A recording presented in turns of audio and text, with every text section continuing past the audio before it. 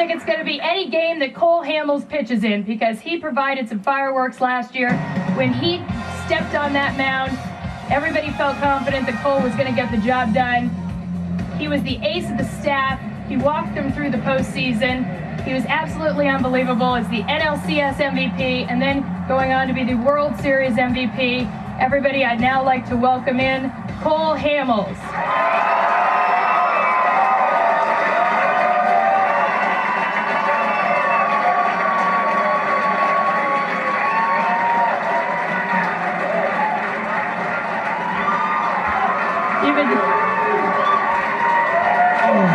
Pretty popular guy these days, huh? Well, I think hopefully I've earned it. Yeah. What has this offseason been like for you? I mean, I'm sure last offseason you kind of skated through a little bit. People recognized you. You live in the area, so you're out and about. What's it been like this year? This offseason I think it's been packed with a lot more craziness. A lot more attention. Just being able to walk around and finally, I guess people will recognize you a little bit, or they'll stop you in restaurants and. But being here, I think it's been great just because I've really been able to see the appreciation that we've been able to do, and it wasn't kind of that one-time thing. They really do. We really reached them in a way that we couldn't have possibly understood until we were able to go down that parade and really see just the emphasis and the enthusiasm that they had towards us. Well, you pitched in more games last year than you ever have in a single season, and so you probably yourself didn't even know how far you could go, but you shifted into another gear in the postseason. What did you learn about yourself? A lot. I mean, I still feel good right now, so I think that's good. It's something where you really have to monitor, and if you've never done it, you don't know what to expect. And I think it really helped having Jamie, and a bunch of these other veteran guys that were around that have gone through endless seasons and have amounted to almost the same level of innings that I was able to do. And so they just told me to monitor, keep tabs on your routine, and if sometimes you're sore, if you're hurting, to really take it down a notch, but still kind of have that same intensity mindset. But just not to really take yourself out of a game because you're overdoing it and not being smart. When you watch yourself, we're looking at some highlights now. That's World Series game one. Is there a memory that stands out now that you look at it from the outside? Probably that rain game. I grew up in San Diego, and there's never ever any rain in the forecast. And in San Diego, if there was any rain, games would be canceled for the whole week. And so just having to have to pitch in a game like that at the level that we were, in the spotlight that we were on, and trying to be the best you can possibly be in a situation that you've never been accustomed to. And so, you really, I felt like I really had to dig down deep and kind of give everything that I possibly had inside just to kind of get through that game. And, it was something where, I know I don't think a game will ever happen like that. And so just kind of be a part of that. I think I'll keep that as kind of that special moment. You came very close to making history by winning 5 postseason games. You were the pitcher of record when they scored in the second part of that game when they resumed play. Were you disappointed you didn't actually get the win in that game? Yes and no. I mean, I think it would have been great, but, at the same point, it does take a team. And, I think winning was the ultimate goal. I think being able to be world champions is kind of what I wanted to be. I never knew that was a record going into it, so it wasn't something that I was planning on achieving. So, it was our ultimate goal as a team is to win the World Series, and that's all I want to do is help the team win. And so, not being able to ever reach that, I guess it's just never meant to happen.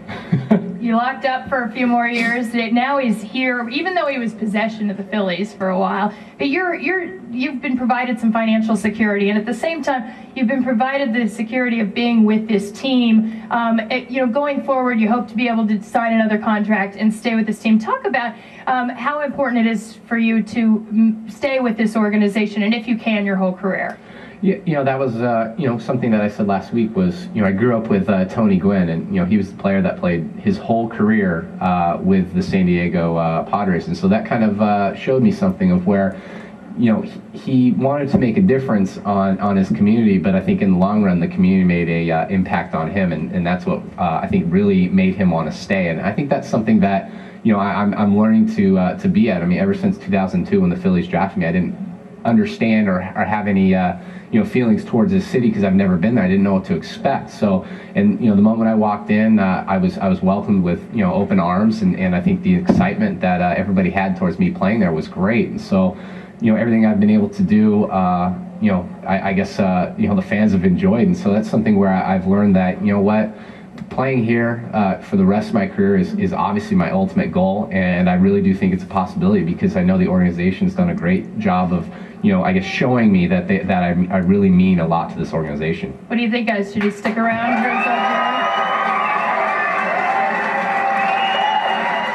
You talk about Tony Gwynn and being part of the community. You don't only want to be part of the community here just as a baseball player, but you and your wife Heidi have a foundation, the Cole Hamels Foundation, that you'd like to give back.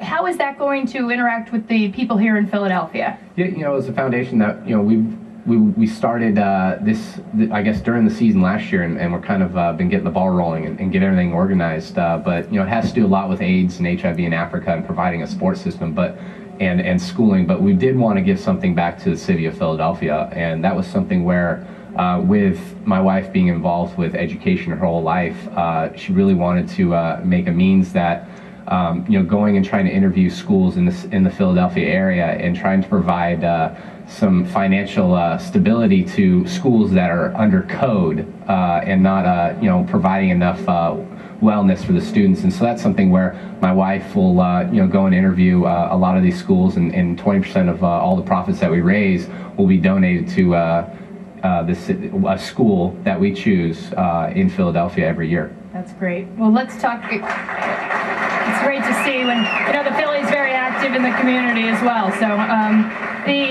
the World Series rings, you guys will be getting those shortly after the season starts. Can you wait for that moment? You think, what's that moment going to be like? I think it's going to be exciting for all of us. To have so long a time for this organization to plan on a really nice ring. I think just knowing that we're able to have that ring, you walk around and when you do see old-time or retired players or even former players that have that nice ring that show that they were a part of something quite special.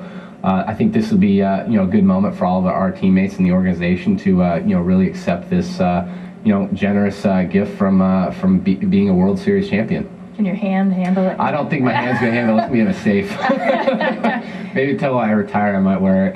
Cole Hamels, thank you. Cole Hamels, everyone.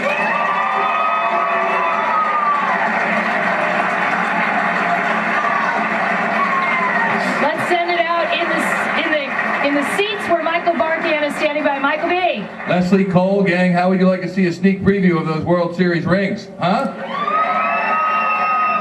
Well, you can't. Confidential. They're under lock and key. But we do have the 1980 World Series rings, and if that's any indication, they are beautiful. Check this out. These are the rings of Mike Schmidt and Tug McGraw and Steve Carlton. That was the 1980 World Series championship ring. To the victor go the spoils, and that is #1 when you win a world championship.